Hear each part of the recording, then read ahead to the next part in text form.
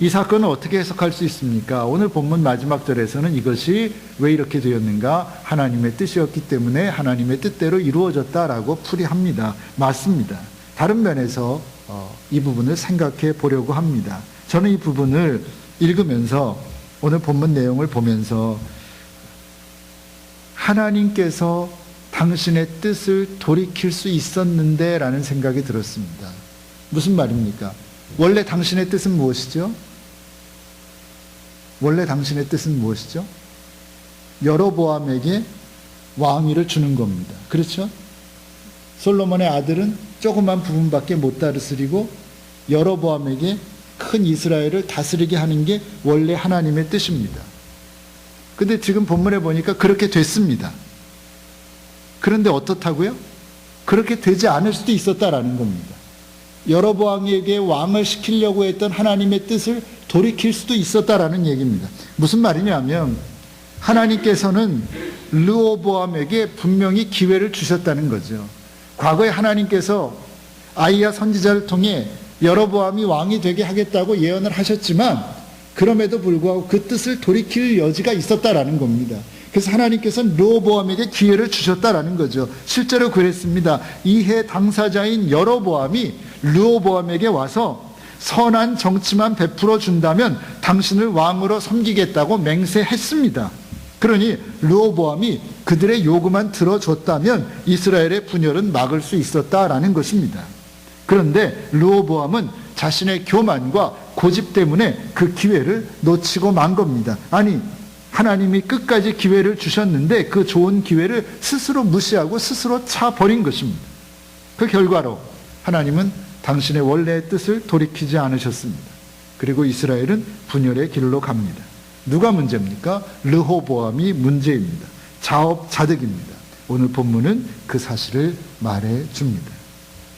그 면에서는 우리도 마찬가지라고 저는 생각합니다.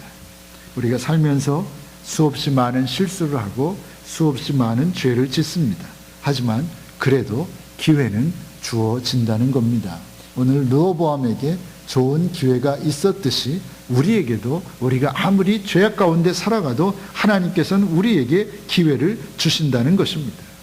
그러면 그렇게 기회를 주신 하나님 앞에서 우리는 어떻게 해야 합니까? 르호보암처럼 하지 않으면 됩니다. 우리는 어떻게 하면 됩니까? 요한계시록 2장 5절에서 이렇게 말씀했습니다. 그러므로 어디서 떨어진 것을 생각하고 회개하여 처음 행위를 가지라. 만일 그리하지 아니하고 회개치 아니하면 내가 내게 임하여 내 촛대를 그 자리에서 옮기리라. 그렇게 말씀하셨습니다. 우리가 잘 아는 말씀입니다. 어디서 떨어진 것을 생각하고 회개하여 처음 행위를 가지라. 기회를 놓치지 않는 방법이 무엇입니까? 하나님께서 우리에게 기회를 주십니다. 기회를 놓치지 않는 방법이 무엇입니까? 회개입니다. 교만한 마음을 내려놓는 것입니다. 완악한 마음을 내려놓는 것입니다. 다 내려놓고 회개하고 순수했던 처음의 마음으로 돌아가는 것입니다. 첫사랑을 회개하는 것입니다. 세례 요한의 말로 표현하면 회개하고 회개에 합당한 열매를 맺는 것입니다. 회개하고 회개에 합당한 열매를 맺는 것입니다. 그러면 됩니다. 아니, 그래야 합니다. 예수님께서도 당신이 이 세상에 오신 이유를 분명하게 밝히셨습니다. 예수님께서 왜 이 세상에 오셨습니까? 누가복음 5장 32절에 보면 내가 의인을 부르러 온 것이 아니요 죄인을 불러 회개시키러 왔노라 말씀하셨습니다. 죄인을 불러 회개시키러 왔다고 분명히 말씀하셨습니다. 하나님께서 우리에게 대하여 오래 참으시는 이유도 그것입니다. 우리는 죽어도 벌써 죽어야 할 인생들이라고 저는 생각합니다. 근데 하나님께서 우리를 멸망시키지 않고 참아주시고 여기까지 오셨습니다. 참아주시는 이유가 무엇입니까? 그것도 한 가지입니다. 똑같습니다. 베드로후서 3장 9절에 있는 대로 하나님께서는 우리 중에 아무도 멸망하지 않고 회개에 이르기를 원하고 계시기 때문에 지금도 기다리고 계신 겁니다. 제가 회개하고 변화되기를 기다리고 계신 것이고 여러분이 회개하고 변화되기를 기다리고 계신 겁니다. 그렇게 누구에게나 기회는 주어집니다. 적어도 한 번의 기회는 주어집니다. 그런데 그 기회를 놓치지 않는 방법은 오직 하나, 회개입니다. 회개하고 회개에 합당한 열매를 맺는 것입니다.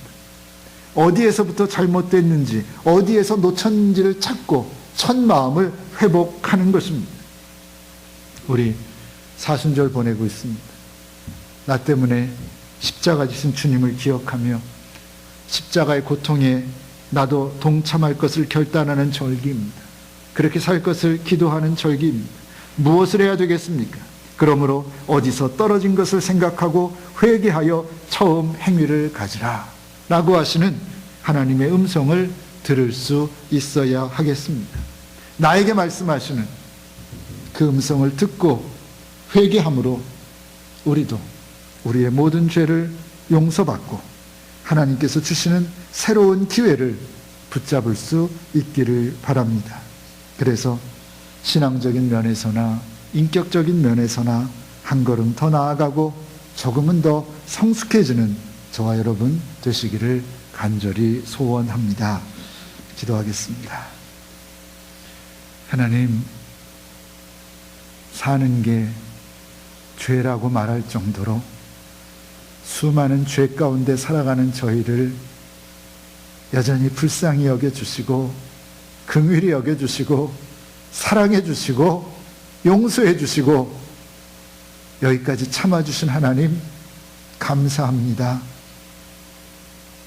하나님께서 그러시는 것은 우리가 회개하고 변화되기를 원하시기 때문임을 우리가 성경을 통해서 알았습니다. 하나님, 언제까지 세상적인 모습 그대로 어린아이의 모습으로 악한 모습으로 하나님 이렇게 살아가겠습니까? 하나님, 저희들 변화되기 원합니다. 달라지기 원합니다. 성숙해지기 원합니다. 하나님, 그러기 위해 이번 사순절 정말 뼈를 깎는 아픔이 있다 할지라도 나를 들여다보게 하시고 성찰하게 하시고 회개하게 하시고 변화의 결단이 있게 하시고 주님을 닮아가는 삶에 도전하는 저희들 되게 하여 주시옵소서. 또 한 번의 기회를 우리 각자에게 주시는 줄 믿습니다. 내게 주시는 기회를 주시는 하나님의 마음을 헤아리고 회개하고 회개에 합당한 열매를 맺음으로 하나님께 기쁨이 되고 하나님이 기뻐하는 사람으로 변화되는 놀랍고 아름다운 일이 우리 가운데 일어나는 아름다운 사순절 되게 하여 주시옵소서. 예수님의 이름으로 기도하옵나이다. 아멘.